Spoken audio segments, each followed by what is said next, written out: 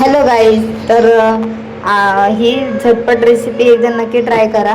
कारण की आपल्या घरात जेव्हा आपल्या भाजीला नसतं तेव्हा समजत नाही की आपण काय बनवायचं. तर ही रेसिपी एकदा नक्की ट्राय करून बघा. घरी खूप करायला पण सोपी आहे आणि खायला पण चवीदार आहे.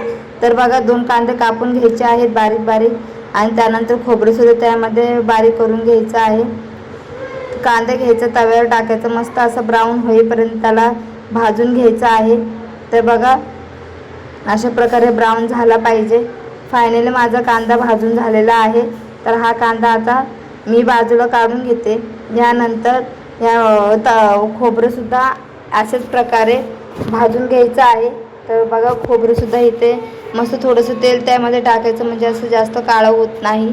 तर तेल टाकून हे खोबरंसुद्धा भाजून झालेलं आहे. तुम्हाला तुमच्या तिखटाप्रमाणे त्यामध्ये मिरच्या ॲड करा. मी इथे मिरचीसुद्धा भाजून घेतलेल्या आहे. आपला मसाला रेडी झालेला आहे. तो मसाला आपल्याला एका भांड्यामध्ये, मिक्सरच्या भांड्यामध्ये टाकून घ्यायचा आहे. तर मी इथे टाकून घेतलेला आहे. याच्यामध्ये मसालेसुद्धा ॲड करायचे आहेत. जर तुम्हाला चिकन मसाला आवडत असेल तर सुद्धा तुम्ही ॲड करू शकता, त्याने अजून चवदार येते.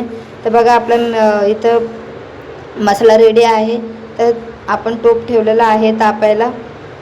त्यानंतर मसाले ॲड करायचा. ते आपल्याला तरी येईपर्यंत 5 मिनटं झाकण ठेवून असं दमाला ठेवलं आहे. तोपर्यंत आपण पाटवडा बनवून घेऊया. इथं एक बेसन घ्यायचं आहे, त्यामध्ये लाल तिखट टाकायचं आहे, थोडंसं चवीदार मीठ टाकायचं आहे, आणि त्याचा एक गोळा बनवून घ्यायचा आहे.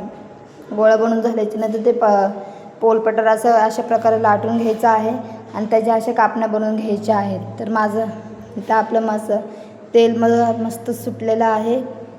किती छान वाटतंय. तर त्यामध्ये आपण पाणी ॲड केलेलं आहे.